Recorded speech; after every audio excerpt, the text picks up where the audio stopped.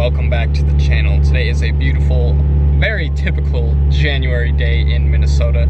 Temperature's about 16 degrees, but the sun is out, so it's better than it could be. Today we are headed over to the shop, but we have to make a quick stop at O'Reilly's to grab a couple of things. But we are changing the oil in the car, and we're also putting an axle in the front. The passenger side axle has been making noise since I started driving the car.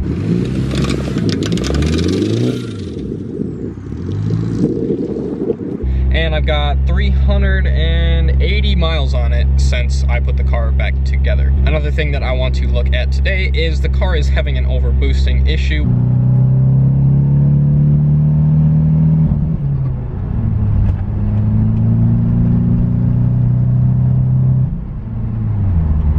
It's not to the point where I can't drive the car, but I want to test out a different vacuum line routing for the wastegate and see if that's gonna make a difference or not. And we'll just kind of go over a couple of things that I've done to the car since I got it back on the road.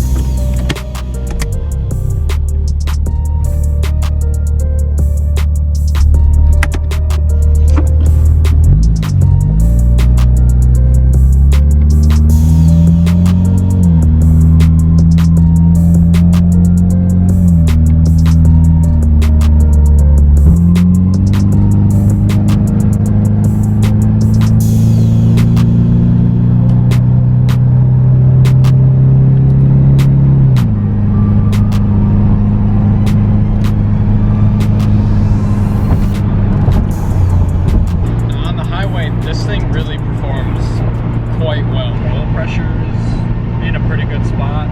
Coolant temp is a little bit higher than what my Talon typically runs, but I mean, it seems like it's in a pretty good spot. The heat is good. It now has a full 3-inch straight pipe. It's a turbo back exhaust.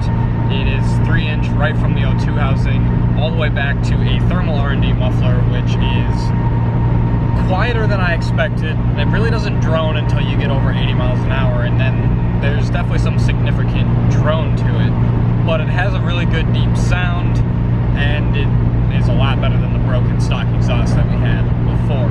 The steering wheel's off a little bit, but it's really not too bad. The car pulls a little bit to the right. The alignment is a little bit off, but if you guys remember, I did the alignment on the floor in the shop, and I really only did the passenger side so far. I haven't done the driver's side, so it's really not too bad. There's a slight shake. I'm guessing it's coming from that axle that we're gonna replace. We'll find that out today. Other than that, in the last 300 miles, we've had no check engine lights, no real issues. Starts every time. We got a brand new starter in it. I had to put one of those in because the starter I had that I put in it from the just like spare parts I had in the shop died after one day of driving this thing around. So brand new starter. It's got the exhaust fixed. We're gonna put an axle in it. This thing's gonna be way better. The overboosting issue, because I have a 3-inch exhaust and that teeny little turbo, the turbo cannot regulate the boost right. So it's gonna boost creep really bad because there's not enough back pressure. So people do port the flappers, the wastegate flappers on these turbos to make it so that it'll actually hold the boost it's meant to with a 3-inch exhaust. We may just get rid of the 13B turbo altogether before we go through, you know, all of that trouble. The car is still super drivable. Driving the auto around town is kind of annoying because you kind of have to shift it by yourself. Like I gotta take it out of overdrive and I gotta, you know, downshift it into the second, because otherwise it's slow. I mean, you're trying to accelerate in overdrive from a turn that you were just doing 20 miles an hour out of. Like, there's a lot of user input that has to go into driving the auto, a lot more than I expected. Just made our little pit stop up at O'Reilly's. Got some 5/32, which is 4mm vacuum line. Got some little elbows. Got a couple of plugs for the EGR line that is disconnected. I'm gonna just plug that little port on the throttle body. And we got some other miscellaneous vacuum caps as well for doing what I hope is going to work, but we'll find out. The power steering works sort of in this car. If you're on the gas, it works. If you're not, it can be a little tough.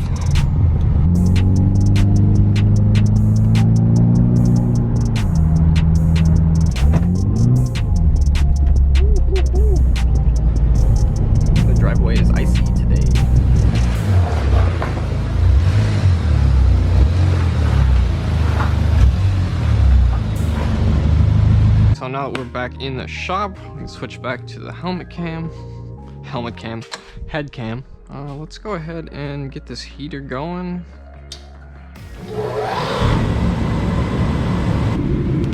Alrighty, so we have to take off these guys, and then I should be able to just pop this axle right out.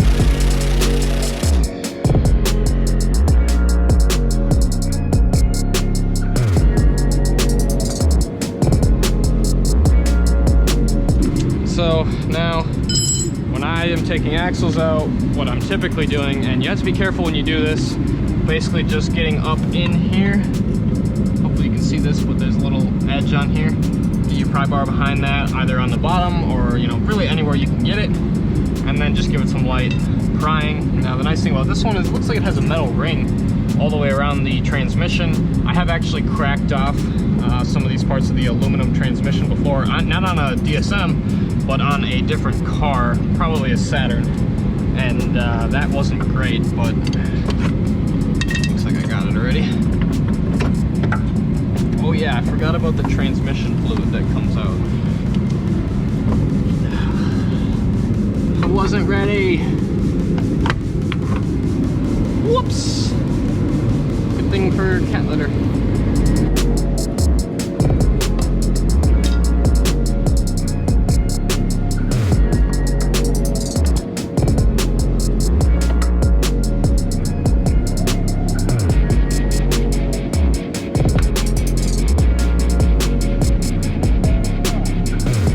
Alrighty, so as you can see, we got the plastic cover back in place over the transmission. I ended up just drilling a little hole in the plastic piece, threw a zip tie through there, got a zip tie through the bottom.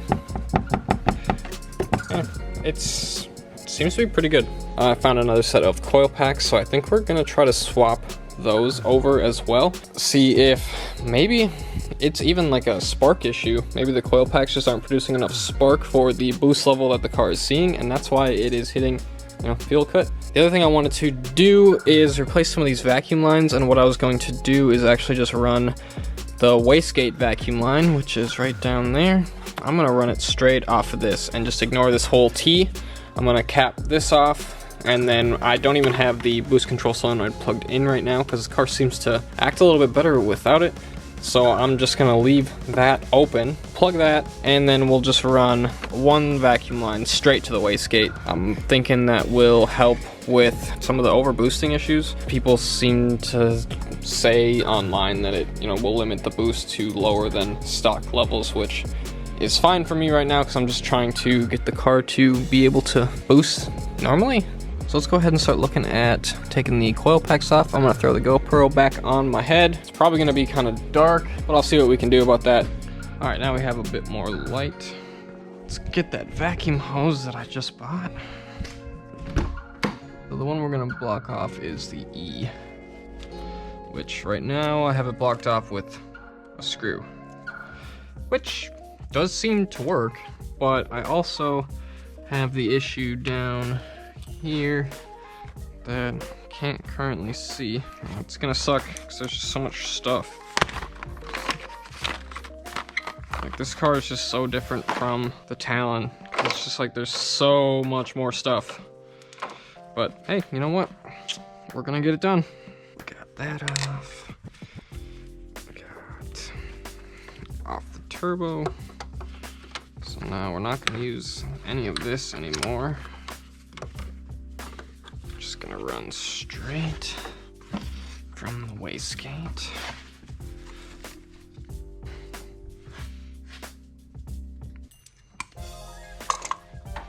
So there's our old vacuum lines. So this is not connected to anything, it's just the sensor in itself. We just have to plug this guy, which we have a bunch of plugs.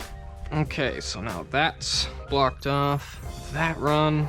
And this is just a test. If this doesn't work, I'm gonna set this back up the way that it was supposed to be, but I wanna see if it actually does anything. It's kind of an experiment of sorts. And then we have the EGR line. Let's see, E, this one right here. It's funny that I haven't had a check engine light for this yet. Definitely interesting. And we'll just go ahead and plug that. One of my next things that I want to do, because that almost looks like RTV that's sealing that, is replacing both of the gaskets on the throttle body. So that will definitely be one of the next projects, is going through and making sure no boost leaks, because that is also going to play a part in the problems that we're experiencing right now. I've never changed coil packs on a stock intake manifold, so this should be a new and probably annoying experience. It looks like the harness needs to come off first.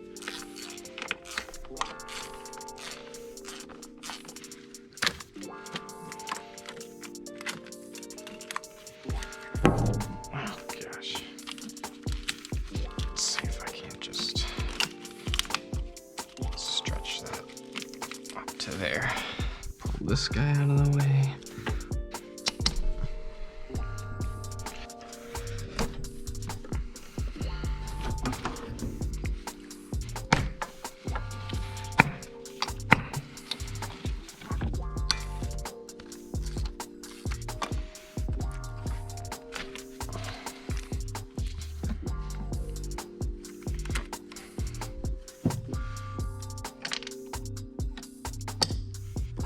Come on.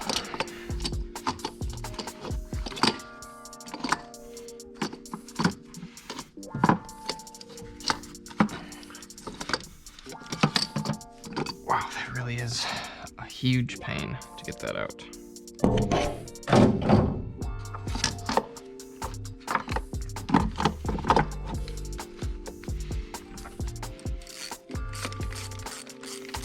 So I believe it's 4-1. And then 2-3. Fuel injector clips. Get this guy put back to where he's supposed to be. Tiny little bolts. Okay, well, luckily the intake manifold is right there. I broke another little magnet that I had. I need to get a new one of those. Go ahead and grab our throttle cables back. I guess that wasn't too bad. It wasn't great, but... Alright guys, we're back. It's been a few hours, but the car is running again. As you can hear, I found a few things notable. I found an oil leak somewhere around the timing cover. I tried digging into it, but I just don't have the time to deal with it right now. So I'm gonna be not driving the car very much until I get that figured out, but it's okay as of right now. The other thing I found, which may have been contributing to the boost issue as well, is the vacuum line from the intake manifold to the blow-off valve was broken. That could very well be why I was having issues with regulating boost. So now we have that new vacuum line hooked up. We got this guy, that's capped off. We got the EGR capped off up there. When I was putting my fuel rail back in, one of the injector seals did not get in there correctly. So when I started the car, it was like hissing and it was just blowing air past that seal. So I had to take all that apart, figure that out. That's when I found the blow-off valve line was cracked. So I fixed that. Now the car's running again. I have not heard any missing, so new coil packs maybe solved that issue, or maybe it was the vacuum leak, maybe, I've done a lot of stuff.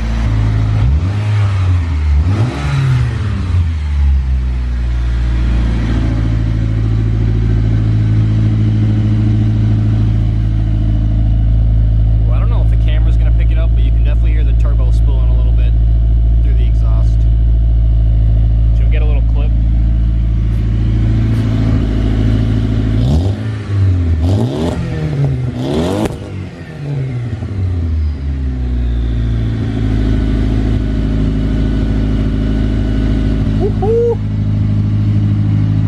Be running a little bit better now than she was before. I really hope so. Idle is still at 1500 RPM and I really shouldn't be, so I may have to do another reset the ISC, because I do believe that the bit screw is now not where it needs to be. I think we had a really big vacuum leak. Okay, I was sitting there thinking about, you know, resetting the TPS, so I just did it. Took like 4 minutes. Idling at about 1,000. She's still spitting a little bit at this low of idle. Every now and then it kind of just boop. But it is idling good. I already torqued the axle nut and all the lug nuts because I had this wheel off as well. So, yeah. Let's see what happens. Oh yeah, also, it's snowing just a little bit. It's gonna make for a fun little ride home.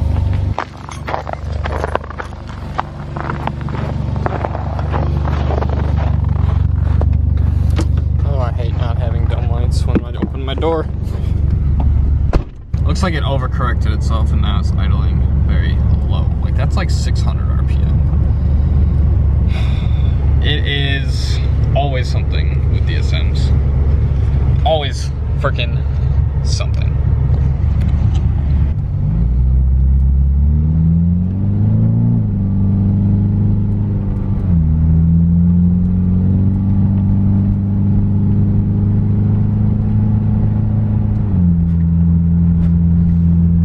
So already the boost gauge definitely seems like it is a lot more active.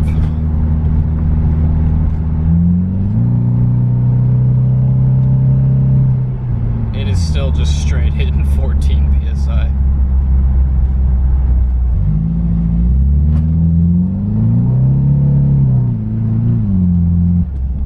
Wow. Just straight building 14 PSI.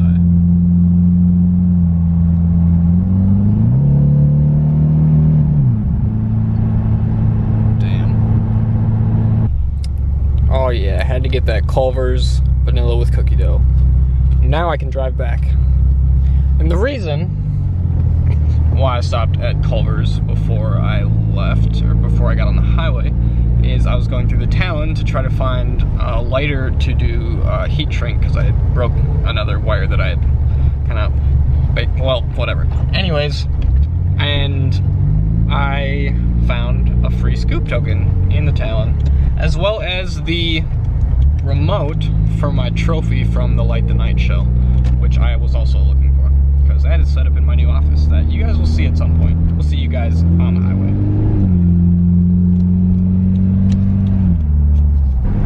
Alright, so, highway thoughts. Well, the car drives better. The shake that I was having is now gone. I'm pretty sure that was the axle that I was feeling. I managed to make the steering wheel more crooked. It's not great, but the car does drive a lot straighter. It was pulling a little bit to the right, and it's definitely not anymore. I mean, we're just cruising along. So, you win some, you lose some.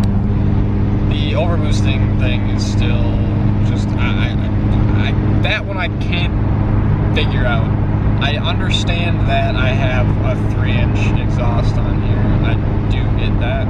And I get that it's gonna cause issues. I need to put the vacuum lines back together and put the boost control solenoid back on and see if that makes any difference. Because right now it's just like